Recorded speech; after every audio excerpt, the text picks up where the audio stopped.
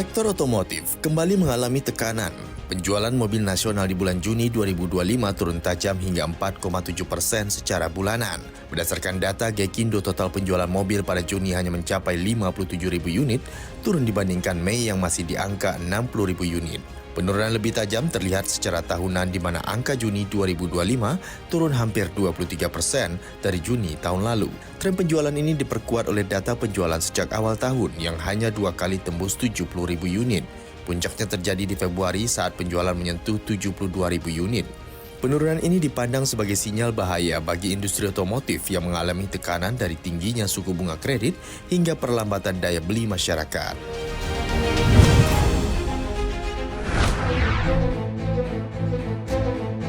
Menjelang berakhirnya libur sekolah, PT Jasa Marga kembali memberikan diskon tarif tol 20% di 12 ruas ulang. Menjelang berakhirnya libur sekolah, PT Jasa Marga kembali memberikan diskon tarif tol 20% di 12 ruas strategis miliknya. Diskon ini berlaku selama 3 hari, mulai 11 hingga 13 Juli 2025 untuk seluruh golongan kendaraan yang melakukan transaksi non-tunai dengan saldo cukup. Jasa Marga menyebut program ini sebagai bentuk komitmen dalam menunjang mobilitas ekonomi di kuartal kedua, sekaligus meningkatkan kenyamanan pengguna tol di akhir libur. Diskon ini hanya berlaku untuk perjalanan menerus dari gerbang tol awal hingga tujuan akhir yang telah ditentukan. Pengguna tol diimbau untuk memastikan kendaraan prima, BBM cukup, dan saldo kartu elektronik terisi. Ini merupakan kali ketiga Jasa Marga memberikan diskon tarif di tahun 2025 setelah sebelumnya saat Idul Adha dan Tahun Baru Islam.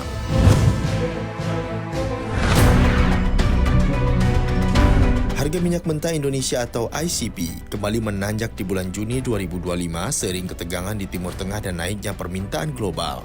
Kementerian SDM menerapkan harga rata-rata ICP bulan Juni sebesar 69,33 dolar Amerika Serikat per barel. Angka ini naik 6,58 dolar Amerika Serikat dari bulan Mei yang hanya sebesar 62,75 dolar Amerika Serikat per barel.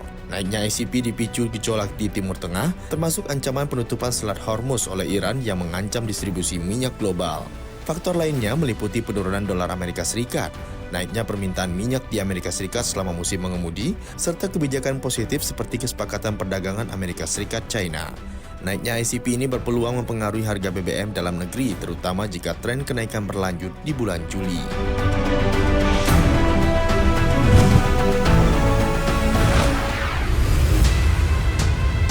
Amerika Serikat kembali memicu gejolak dagang.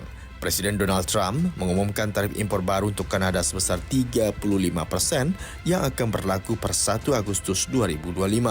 Trump menyebut tarif ini sebagai respon atas masuknya fentanyl dari Kanada, serta hambatan dagang yang merugikan petani sapi perah di Amerika Serikat. Trump mengancam tarif bisa naik lagi jika Kanada melakukan tindakan balasan. Tarif ini meningkat dari yang sebelumnya hanya 25%, namun sejumlah komoditas seperti energi dan pupuk masih dikecualikan. PM Kanada Mark Carney menanggapi hanya sebagian kecil fentanyl yang berasal dari Kanada dan tetap berkomitmen memperketat perbatasan. Pada bulan lalu, Carney menyatakan pihaknya dan Trump telah sepakat untuk menuntaskan perjanjian baru di bidang ekonomi dan keamanan dalam waktu 30 hari.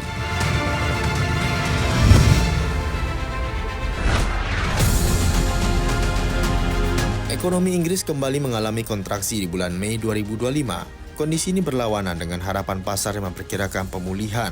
Badan Statistik Inggris melaporkan produk domestik bruto atau GDP terkontraksi 0,1% secara bulanan, padahal pasar memperkirakan naik 0,1%. Penurunan terdalam terjadi di sektor produksi di industri yang anjlok 0,9% dan konstruksi turun 0,6%. Sebelumnya, Inggris juga terdampak tarif dagang baru Presiden Amerika Serikat Donald Trump sebesar 10%, walaupun relasi dagang kedua negara dinilai berimbang.